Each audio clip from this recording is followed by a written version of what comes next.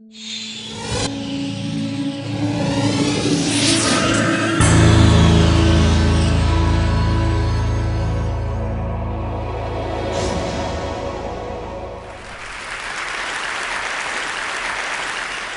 a lot of you know the story of the two salesmen who went down to Africa in the 1900s. They were sent down to find if there was any opportunity for selling shoes. And they wrote telegrams back to Manchester. And one of them wrote, "Situation hopeless, stop, they don't wear shoes." And the other one wrote, "Glorious opportunity, they don't have any shoes yet." Now, there's a similar situation in the classical music world, because there are some people who think that classical music is dying, and there are some of us who think you ain't seen nothing yet. And rather than go into statistics and trends and tell you about all the orchestras that are closing and the record companies that are folding, I thought we should do an experiment tonight. An experiment. Actually, it's not really an experiment because I know the outcome. But it's like an experiment. Now, before we start, I need to do two things. One is I want to remind you of what a 7-year-old child sounds like when he plays the piano. Maybe you have this child at home. He sounds something like this.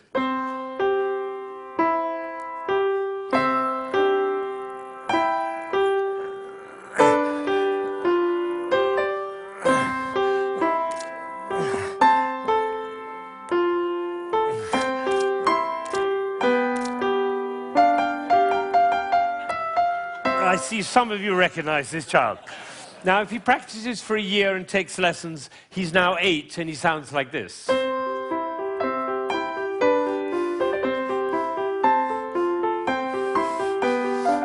then he practices for another year and takes lessons, now he's 9.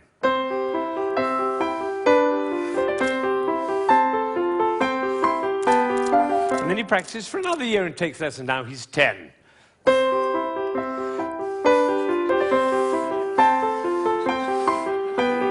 At that point, they usually give up. Now, if you'd waited for one more year, you would have heard this.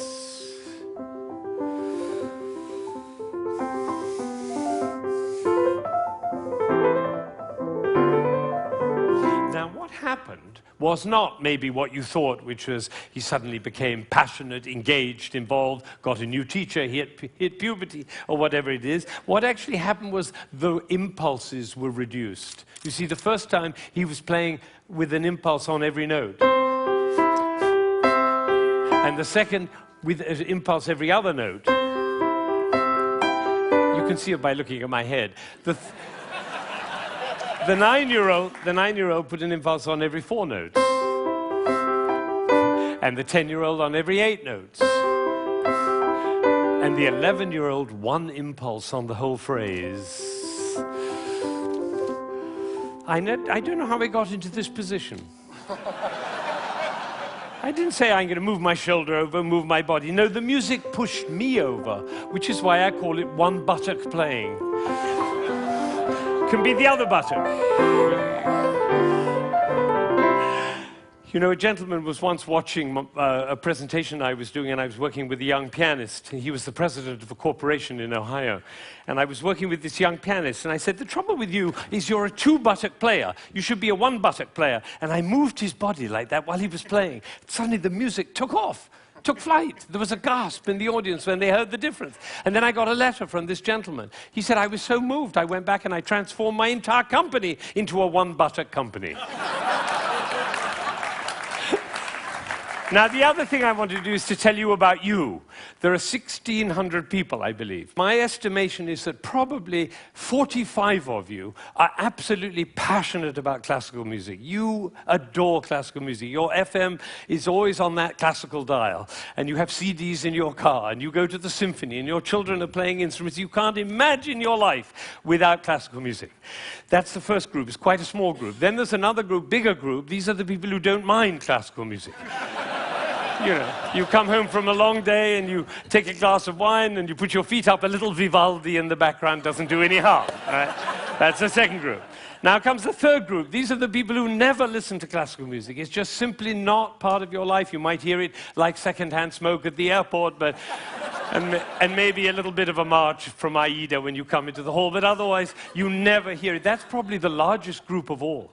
And then there's a very small group. These are the people who think they're tone deaf. Amazing number of people think they're tone deaf. Actually, I hear a lot, my husband is tone deaf. Actually, you cannot be tone deaf. Nobody is tone deaf. If you were tone deaf, you couldn't change the gears on your car, in a stick-shift car. You couldn't tell the difference between somebody from Texas and somebody from Rome. And the telephone. If your mother calls on their miserable telephone, she calls and says hello. You not only know who it is, you know what mood she's in. You have a fantastic ear. Everybody has a fantastic ear. So nobody is tone deaf.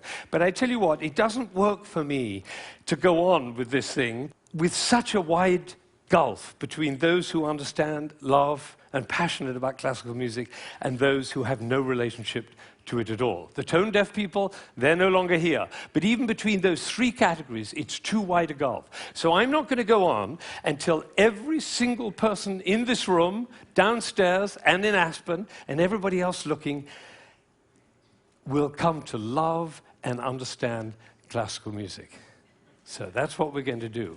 Now, you notice that there is not the slightest doubt in my mind that this is going to work, if you look at my face, right? It's one of the characteristics of a leader that he not doubt for one moment the capacity of the people he's leading to realize whatever he's dreaming. Imagine if Martin Luther King had said, "I have a dream." Of course, I'm not sure they'll be up to it. All right, so I'm going to take a piece of Chopin. This is a beautiful prelude by Chopin. Some of you will know it.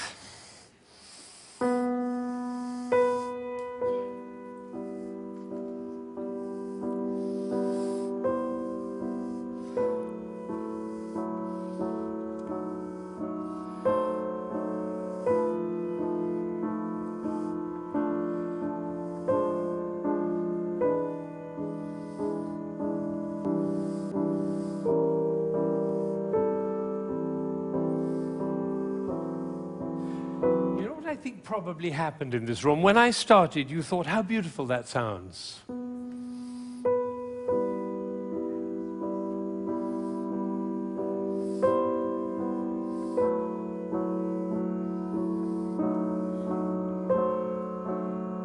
I don't think we should go to the same place for our summer holidays next year. It's funny, isn't it? It's funny how those thoughts kind of waft into your head when listening to classical music. And of course, if the piece is long and you've had a long day, you might actually drift off. And then your companion will dig you in the ribs and say, "Wake up, it's culture!" And then you feel even worse. But has it ever occurred to you that the reason you feel sleepy in classical music is not because of you, but because of us? Did anybody think while I was playing, why is he using so many impulses? If I'd done this with my head, you certainly would have thought it.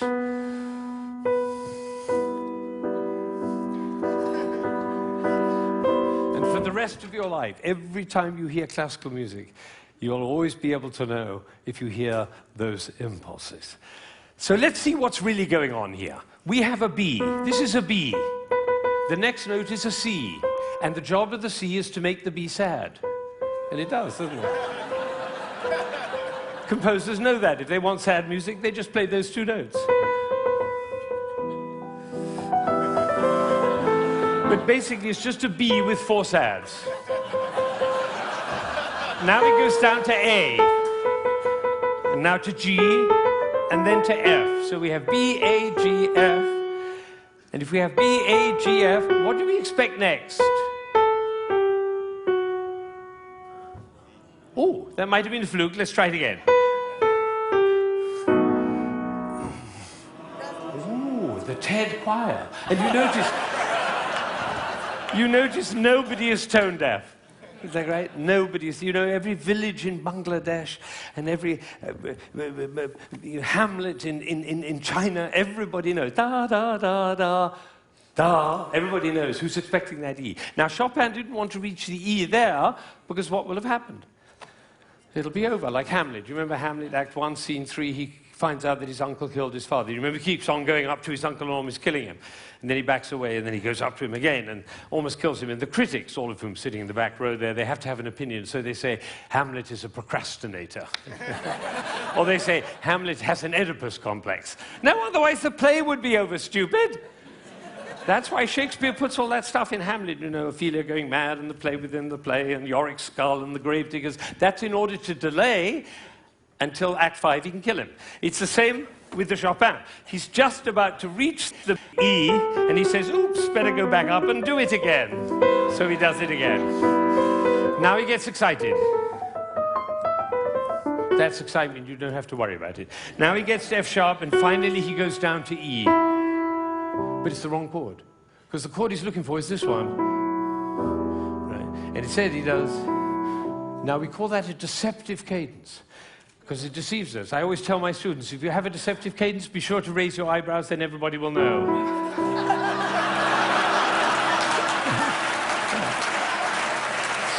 All right. So he gets to E, but it's the wrong chord. Now he tries E again. That chord doesn't work. Now he tries E again. That chord doesn't work. Now he tries E again. That doesn't work. And then finally, there was a gentleman in the front row who went, like that. It's the same gesture he makes when he comes home after a long day, turns off the key in his car and says, I'm home. Because we all know where home is. So this is a piece which goes from away to home. And I'm going to play it all the way through, and you're going to follow. B, C, B, C, B, C, B, D, down to A, down to G, down to F, almost goes to E, but otherwise the play would be over. Goes back up to B, gets very excited, goes to F sharp, goes to E, it's the wrong chord, it's the wrong chord, it's the wrong chord, and finally goes to E, and it's home. And what you're going to see is one buttock playing. Because for me to join the B to the E, I have to stop thinking about every single note along the way and start thinking about the long, long line from B to E. Right? You know, we were just in South Africa, and you can't go to South Africa without thinking of Mandela in jail for 27 years. What was he thinking about? Lunch? No, he was thinking about the vision for South Africa and for human beings. That's what cares. This is about vision. This is about the long line, like the bird who flies over the field and doesn't care about the fences underneath, all right? So now you're going to follow the line all the way from B to E. And I have one last request before I play this piece all the way through. Would you think of somebody who you adore who's no longer there? A beloved grandmother, a lover, somebody in your life who you love with all your heart, but that person is no longer with you. Bring that person into your mind, and at the same time, follow the line all the way from B to E, and you'll hear everything that Chopin had to say.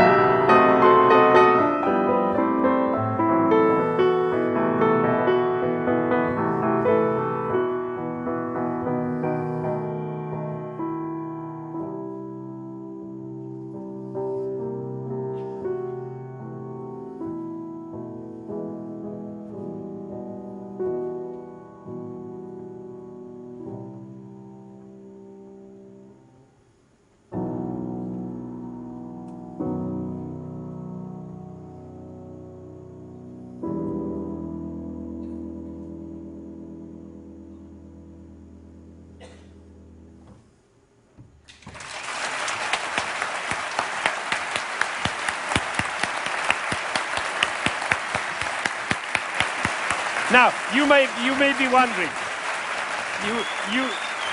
you may be wondering,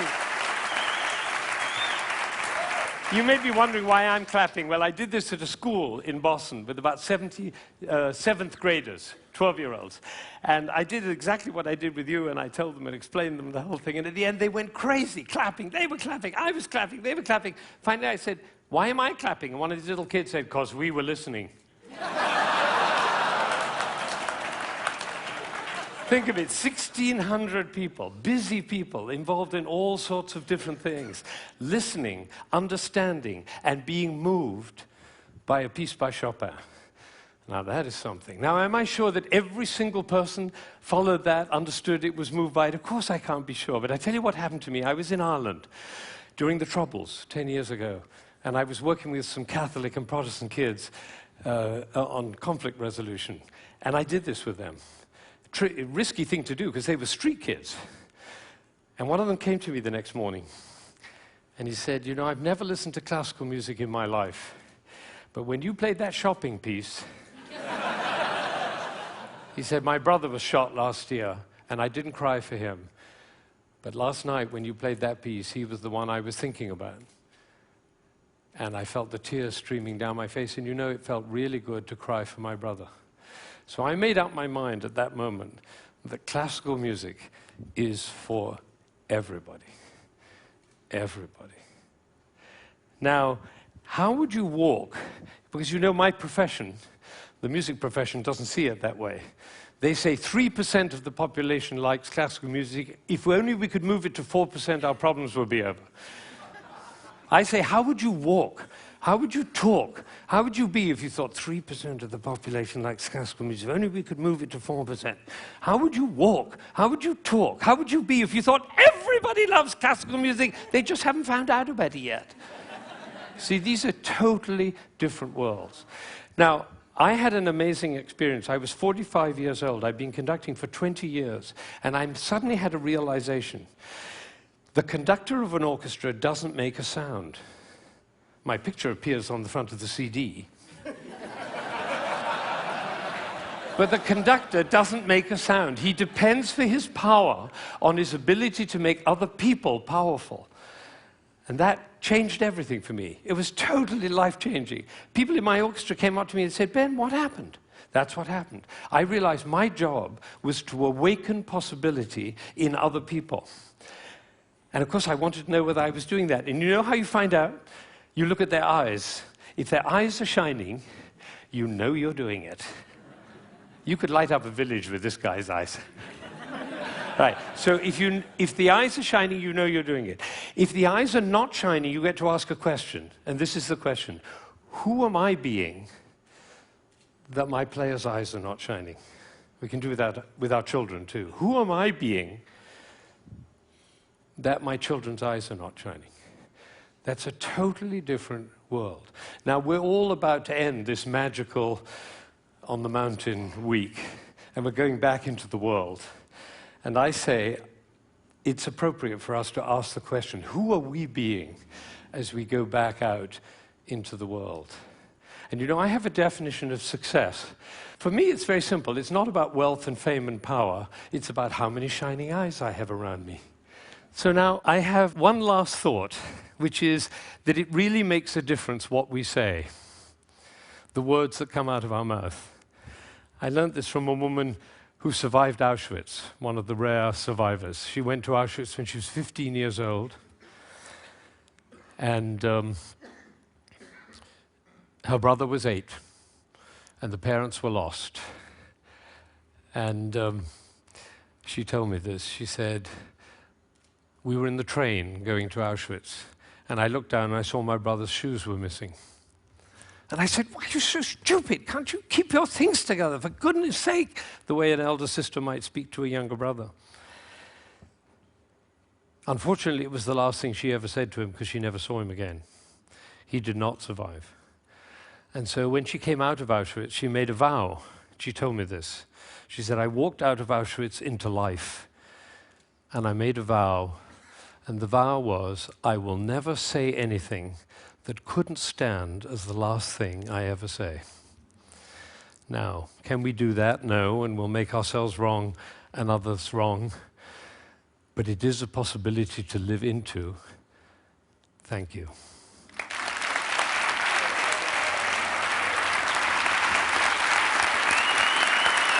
Shining eyes. Shining eyes.